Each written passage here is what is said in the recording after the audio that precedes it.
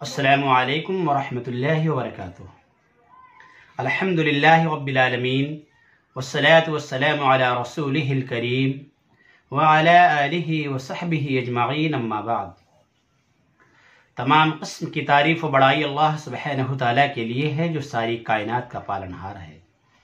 درود و سلام اللہ کے تمام انبیاء و رسل پر، خصوصاً آخری نبی جناب محمد الرسول اللہ صلی اللہ علیہ وسلم پر۔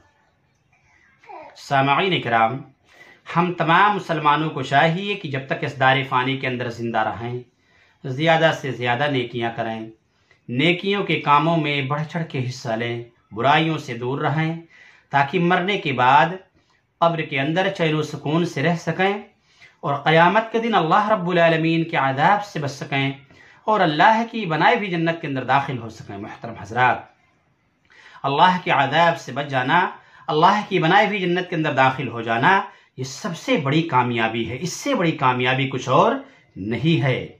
محترم حضرات، آج کے درس میں ہم یہ جانیں گے کہ سحری مبارک کھانا ہے۔ عن العرباض بن ساریہ رضی اللہ عنہ قال دعانی رسول اللہ صلی اللہ علیہ وسلم الى السحور فی رمضان فقال هلم الى الغداء المبارک۔ سنن ابو داود کتاب الصیام، حدیث نمبر 2344۔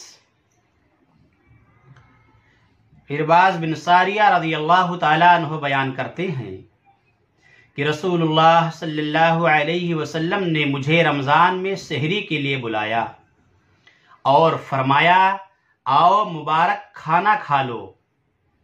محترم حضرات، سحری مبارک کھانا ہے،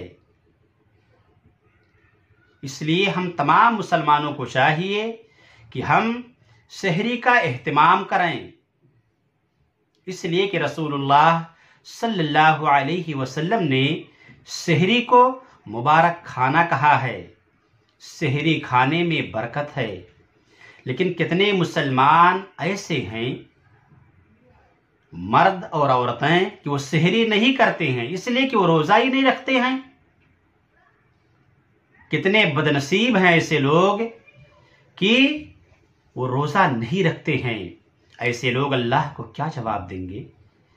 مسلمانوں، اس دنیا میں رہنا نہیں ہے، مر کر قبر کے اندر جانا ہے، اللہ کو جواب دینا ہے، اس لیے روزہ رکھا کرو، سحری کا اہتمام کرو، رمضان المبارک کا روزہ رکھو اور سحری کھایا کرو۔ سحری کھانے میں برکت ہے۔ پیارے نبی صلی اللہ علیہ وسلم نے فرمایا، سحری مبارک کھانا ہے، اس لیے ہم تمام مسلمانوں کو چاہیے کہ ہم سحری کا اہتمام کریں۔ اللہ ہم تمام مسلمانوں کو رسول اللہ صلی اللہ علیہ وسلم کے بتائے ہوئے راستے پر چلنے کی توفیق عطا فرما، اور جب اٹھانا تو اے اللہ ہم تمام مسلمانوں کے زبانوں پر کلمہ توحید لا الہ الا اللہ جاری رکھنا، آمین۔ وآخر دعوانا ان الحمدللہ رب العالمین۔